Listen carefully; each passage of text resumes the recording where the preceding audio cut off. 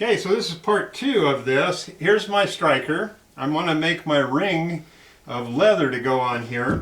And I have a choice of making it either a single thickness, which I'm going to do right now, is do a single thickness of it.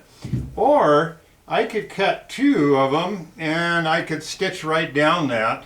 I could cut 2 layers, stitch right down it, and make that happen. And also you could cut a thinner layer, put it underneath, and you could form it into kind of a curved shape.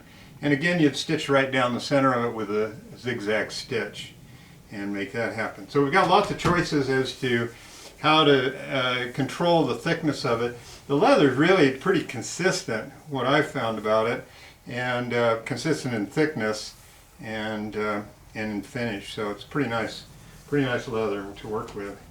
I'm going to run this around here, and I think probably the first thing I want to do is cut this square. And I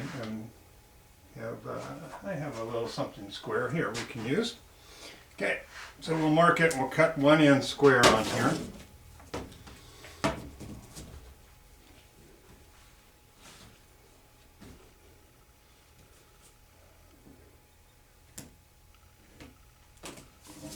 There we go. And again, just keep your eye ahead of the blade.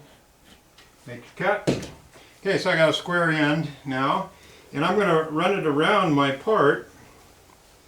I'm going to come over the top of the other leather. And maybe what I'll do, I'm going to go like this.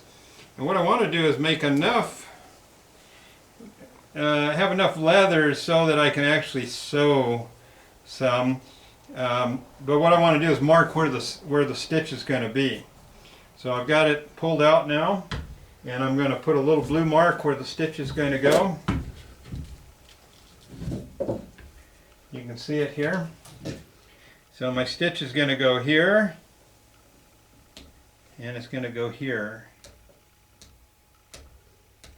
on both sides. Alright, let's make those square, and then we'll take it to the sewing machine and we'll sew it.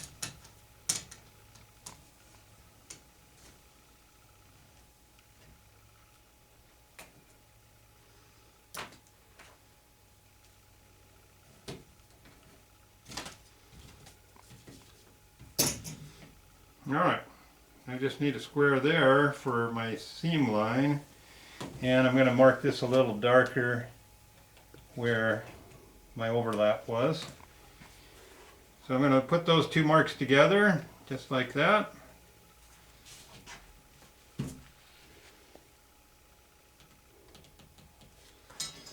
I'm going to seam it there. That will give me, it'll be just a little bit tight of sliding. It'll be a little bit tight of sliding on. Can you see it here? And that should work good. All right. So we're going to take it over to the sewing machine and we're going to do a little hand stitching. I'll see you in part 3.